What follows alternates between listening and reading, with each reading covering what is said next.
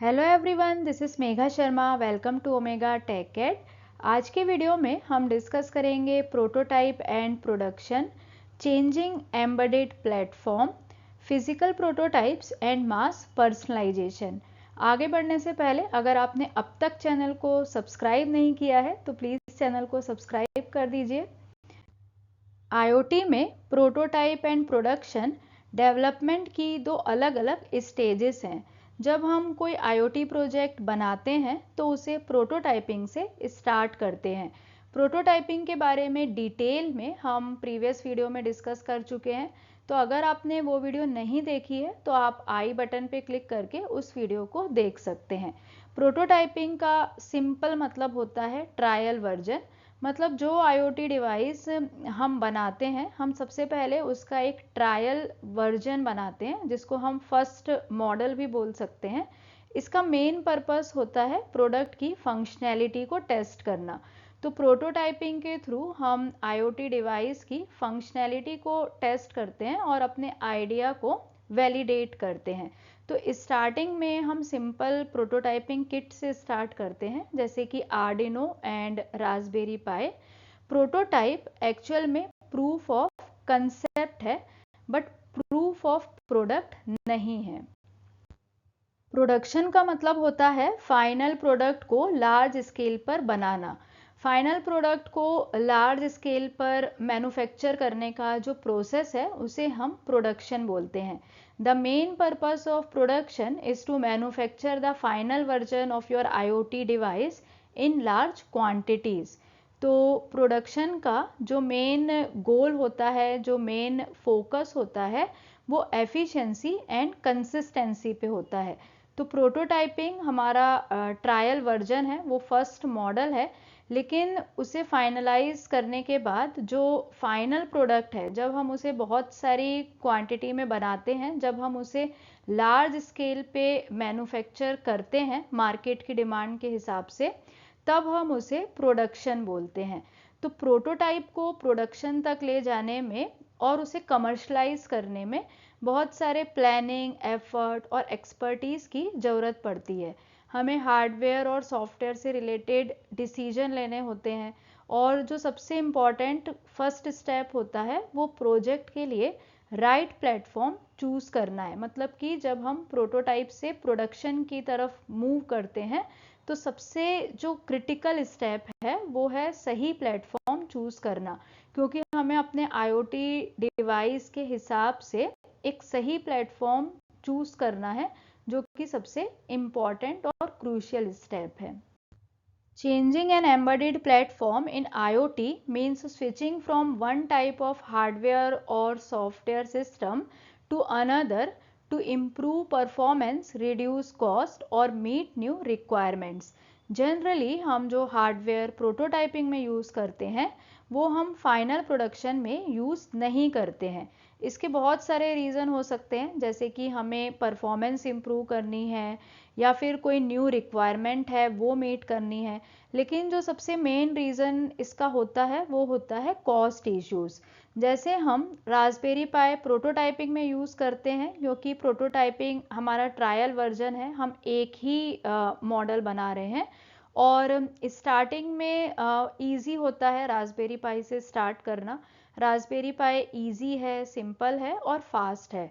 तो प्रोटोटाइपिंग में हम रास्पबेरी पाई यूज़ करते हैं, बट मास प्रोडक्शन के लिए अगर हम रास्पबेरी पाई यूज़ करेंगे तो वो बहुत ही एक्सपेंसिव हो जाएगा। और रास्पबेरी पाई के बहुत सारे फीचर्स ऐसे हैं जो मास प्रोडक्शन के लिए नेसेसरी नहीं है। तो हम उन फीचर्स के लिए क्यों पे करेंगे जिसकी हमें रिक्वायरमेंट ही नहीं है।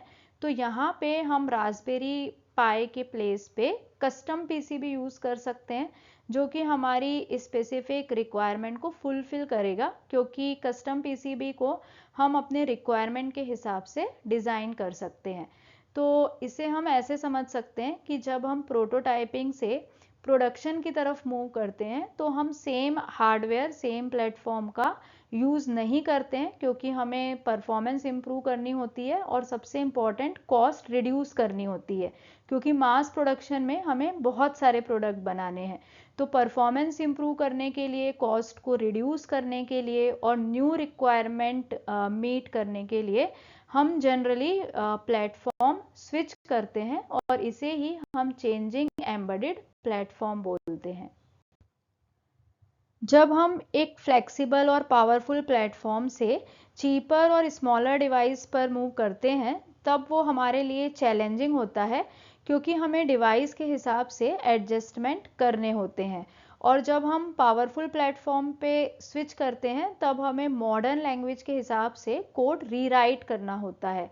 तो दो केसेस हमारे पास हो सकते हैं। फर्स्ट केस जो हमारा है, वहाँ पे हम चीपर और स्मॉलर डिवाइस पे मूव कर रहे हैं, तो इसको हम स्केलिंग डाउन बोलते हैं। स्केलिंग डाउन का मतलब है switch to simple micro controller for basic task.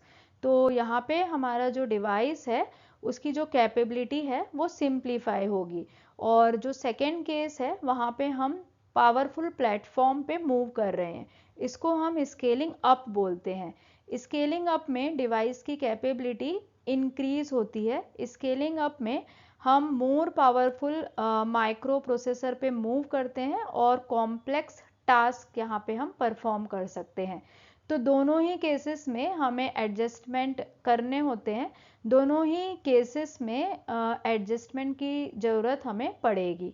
Suppose हमने आर्डिनो यूज़ करके सिंपल एलईडी कंट्रोल प्रोजेक्ट बनाया है, तो अब हम दोनों सिनारियों में इसको समझेंगे कि स्केलिंग अप में क्या होता है और स्केलिंग डाउन में क्या होता है। जो प्रोजेक्ट हमने आर्डिनो यूज़ करके बनाया था, उसे अब हमें मास प्रोडक्शन के लिए स्मॉलर एंड चीपर बनाना है, मतलब इसे स्केल डाउन करना है। तो हम लो कॉस्ट चिप पर स्विच करेंगे। यहाँ पे हम आर्डिनो की जगह यूज़ कर रहे हैं ATtiny85। तो हमें क्या क्या चैलेंजेस आएंगे, तो यहाँ पे हमने स्विच किया है। तो फर्स्ट चैलेंज तो हमें आएगा लेस मेमोरी का, क्योंकि आर्डिनो के कंपेयर में ATtiny85 माइक्रो कंट्रोलर में लेस मेमोरी है। तो हमें फिर से कोड लिखना पड़ेगा, कोड को सिंप्लीफाई करना पड़ेगा। नेक्स्ट जो चैलेंज आएगा वो आएगा लिमिटेड पिंस का, क्योंकि आर्डिनो के कंपेयर में यहाँ पे कम पिंस हैं। तो हमें फिर से कनेक्शन के बारे में सोचना पड़ेगा। हमें फिर से देखना पड़ेगा कि किस तरीके से हम मल्टीपल एलईडी और सेंसर्स कनेक्ट कर सकते हैं। उसके बाद हमें इशू आएगा एक्स्ट्रा हार्डवेयर का, क्योंकि आर्डिनो की तरह यहाँ पे यूएसबी पोर्ट नहीं है, बिल्ट इन यूएसबी पोर्ट नहीं है। तो हमें यहाँ पे एक्स्ट्रा हार्डवेयर की रिक्वायरमेंट रहेगी। इन केस हम स्केलिंग अप कर रहे हैं, मतलब कि मोर पावरफुल प्लेटफॉर्म पे मूव कर रहे हैं, तो इससे एक्स्ट्रा फीचर्स ऐड होंगे और कैपेबिलिटी इंक्रीज होगी। तो अब हम रास्पबेरी पाई पर स्विच करेंगे। पहले हमने आर्डिनो यूज़ किया था, लेकिन अब हम मोर पावरफुल मिनी कंप्यूटर पे स्विच कर रहे हैं, जो है रास्पबेरी पाई।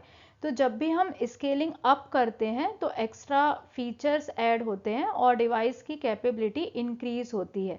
तो इसका बेनिफिट हमें मिलेगा ईजियर कोडिंग, मतलब अब हम पाइथन यूज़ कर सकते हैं, हाई लेवल लैंग्वेज यूज़ करेंगे, जो कि रीड करने के लिए और मॉडिफाई करने के लिए ईजी रहेगी। इसके साथ ही साथ हमें मोर कॉम्पैटिबिलिटी मिलेगी, इंटरनेट कनेक्टिविटी रहेगी। तो बहुत सारे फीचर्स इसमें हमें एक्स्ट्रा मिलेंगे। तो दो कंसेप्ट हमें याद रखना है, स्केलिंग अप और स्केलिंग डाउन। जब हम स्केलिंग अप कर रहे हैं, मतलब कि हम मोर पावरफुल प्लेटफॉर्म पे मूव कर रहे हैं, जिससे कि डिवाइस में एक्स्ट्रा फीचर्स ऐड होते हैं। और जब हम स्केलिंग डाउन कर रहे हैं, तो इसका मतलब ये है कि हम चीपर और स्मॉल डिवाइस पे मूव कर रहे हैं, स्मॉलर और चीपर प्लेटफॉर्म पे मूव कर रहे हैं, जिससे कि जो सिस्टम है उसकी जो फंक्शनैलिटी है वो लिमिटेड हो जाएगी, वो सिंप्लीफाई हो जाएगी। However, in many cases, changing platforms is not necessary. For example, instead of replacing your Arduino with a completely different system, you can keep using the same AVR chip that runs the Arduino but build a custom circuit board with just the components you need. तो ऐसा compulsory भी नहीं है कि हर time हमें platform platform change करना पड़े, कई बार हम कंप्लीटली डिफरेंट सिस्टम पे स्विच करने के प्लेस पे एक कस्टम सर्किट बोर्ड भी यूज कर सकते हैं और अपने रिक्वायरमेंट के हिसाब से उसमें चेंजेस कर सकते हैं। मास प्रोडक्शन का मतलब होता है लार्ज स्केल मैन्युफैक्चरिंग। ये ऑटोमेटेड प्रोसेस होता है जिसमें कई सारे एक जैसे प्रोडक्ट बनते हैं, मतलब कि सारे जो प्रोडक्ट होते हैं वो आइडेंटिकल होते हैं, यूनिफॉर्म होते हैं। मास पर्सनलाइजेशन थोड़ा अलग है। यहाँ पे कंपनीज कस्टमर के प्रेफरेंस के हिसाब से मास प्रोडक्शन करती हैं। मतलब यहाँ पे कस्टमर की चॉइस इम्पॉर्टेंट है। कस्टमर की चॉइस के हिसाब से डिवाइस का कलर, फीचर और डिज़ाइन डिसाइड होंगे। तो मास पर्सनलाइजेशन जो है वो मास प्रोडक्शन और कस्टमाइजेशन दोनों के ही बेनिफिट को कंबाइन करती है। जो मेन डिफरेंस है between mass production and mass personalisation वो ये है कि मास प्रोडक्शन इजी होता है, क्विक होता है, चीप होता है और यहाँ पे एक जैसे प्रोडक्ट बनते हैं। लेकिन मास पर्सनलाइजेशन में कस्टमर की प्रेफरेंस के हिसाब से प्रोडक्ट बनते हैं। हर एक प्रोडक्ट यूनिक होता है और हर एक प्रोडक्ट में प्रोडक्ट की वैल्यू होती है। लेकिन यहाँ पे प्रोडक्शन डिफ़िकल्ट हो जाता है, कॉस्टली हो जाता है, क्योंकि मास पर्सनलाइजेशन में हम डिजिटल टूल्स यूज़ करते हैं जैसे कि 3D प्रिंटर्स और आर्टिफिशियल इंटेलिजेंस टेक्निक भी इसमें यूज़ होती है। The challenge is finding ways to efficiently produce these customized items in small quantities while keeping cost low। तो जो मेन चैलेंज है मास पर्सनलाइजेशन में वो इसका कॉस्ट ही है कि हमें एफिशिएंटली मास पर्सनलाइजेशन करना है, आइटम्स को कस्टमाइज भी करना है, लेकिन इसकी जो कॉस्ट है वो रिड्यूस करनी है। Thank you so much for watching till here. अगर आपने वीडियो यहाँ तक देखी है, आपको वीडियो यूजफुल लगी है तो प्लीज़ वीडियो को लाइक करें, फ्रेंड्स के साथ शेयर करें और अगर आप चैनल पे न्यू हैं, आपने अब तक चैनल को सब्सक्राइब नहीं किया है तो चैनल को सब्सक्राइब करें और वीडियो की सबसे पहले नोटिफिकेशन के लिए बेल आइकन प्रेस करें।